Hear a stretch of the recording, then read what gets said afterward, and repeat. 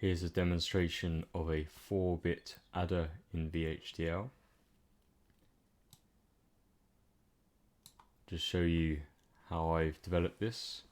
So one of the objectives when developing this was to avoid using the inbuilt add function in VHDL, which I consider to be somewhat cheating because it doesn't really give you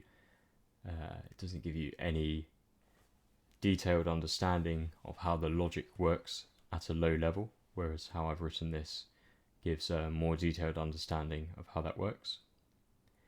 So there are two inputs, A and B. They are bit vectors. They are just activated by a series of 4 switches. So on this Digilant board here, there are 8 switches in total.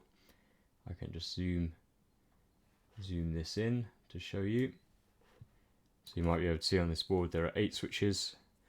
4 of them are here, 4 of them are here, and each group of 4 represents a 4-bit number.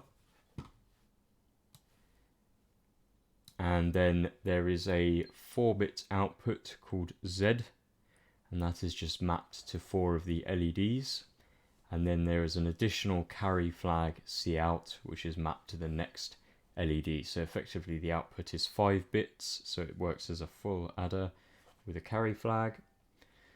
And finally the REM LED is just to set the last 3 LEDs to 0. And in fact I've realized that I didn't upload the latest version of this schematic, but I can do this very quickly. And the reason I know that is because one of the LEDs was still on. But there we go, I fixed it now. So there's a process that runs, it's sensitive to the inputs A and B, so if they change then this block will do something. And what it does is it uses XOR to calculate the half add part effectively, and then to calculate the carry bits for each of the full adders. It uses a series of ANDs with ORs, so this is a fairly standard thing. And in fact you can see on this sheet of paper here I've tried to draw a diagram of what it does.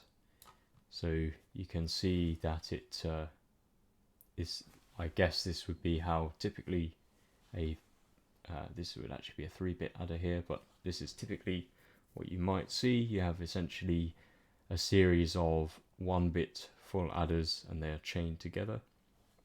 Anyway, so we can demonstrate this working. So if I flick one switch on, we get the value 1.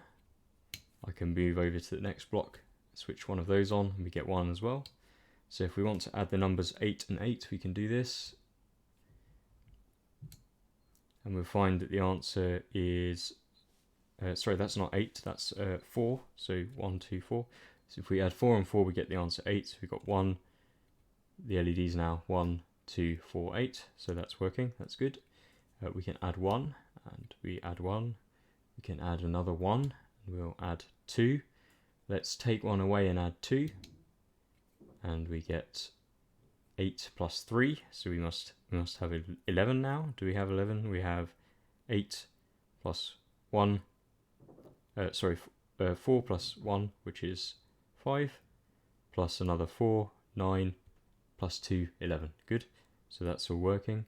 If I increment by 1 again, I can do that by switching this one.